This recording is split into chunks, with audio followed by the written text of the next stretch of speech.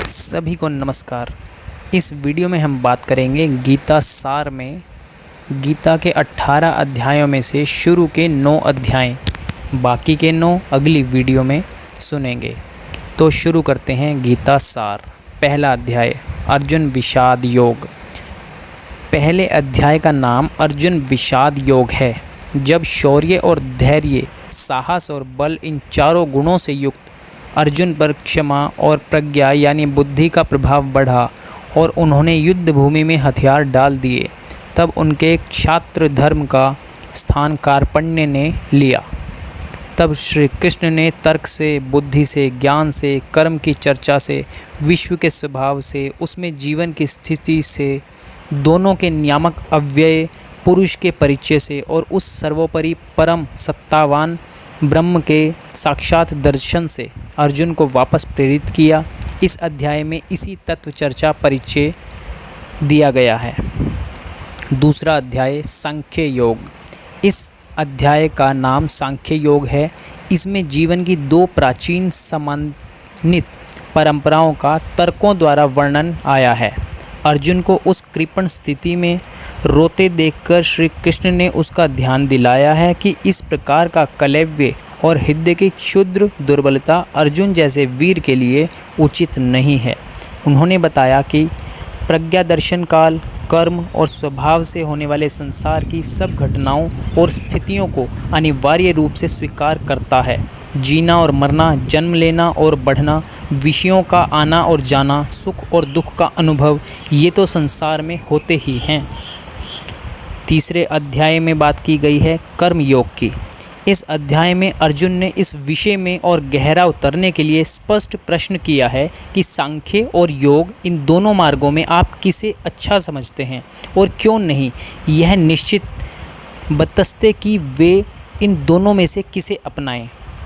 इस पर कृष्ण ने स्पष्टता से उत्तर दिया कि लोक में 2 निष्ठाएं या जीवन दृष्टियां हैं।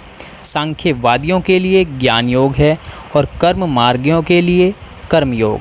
अर्थात जो साधारण समझ के लोग कर्म में लगे हैं, उन्हें उस मार्ग से उखाड़ना उचित नहीं है, क्योंकि वे ज्ञानवादी बन नहीं सकते और यदि उनका कर्म भी छूट गया तो वे दोनों ओर से भटक जाएंगे।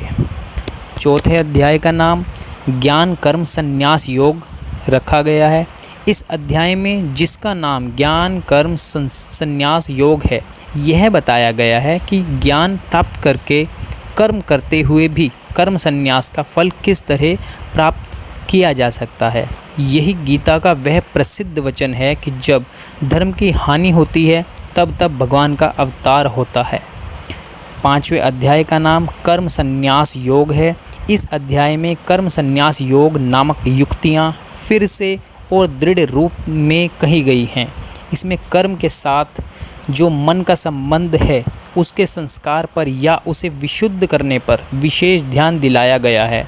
यह भी कहा गया है कि एक स्थान पर पहुंचकर सांख्य और योग में कोई भेद नहीं रह जाता। किसी एक मार्ग पर ठीक प्रकार से चलें तो समान फल प्राप्त होता है। जीवन के जितने कर्म हैं, सबको समर्पण कर देने से व्यक्ति एकदम शांति के ध्रुव बिंदु पर पहुंच जाता है और जल में खिले कमल के समान कर्म रूपी जल से लिप्त नहीं होता। 6ठे अध्याय का नाम आत्म संयम योग है, जिसका विषय नाम से ही पता चलता है कि जितने विषय हैं उन सब में इंद्रियों का संयम श्रेष्ठ है।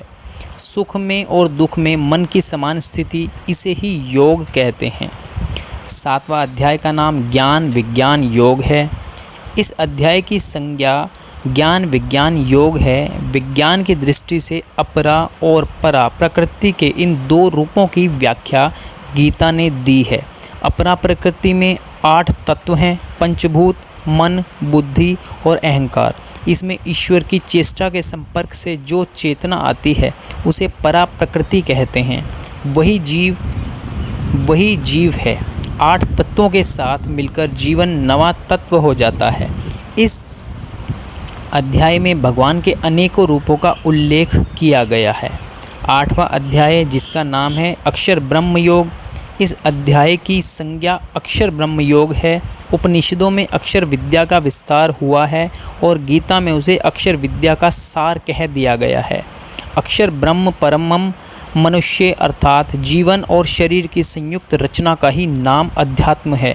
गीता के शब्दों में ओम एकाक्षर ब्रह्म है।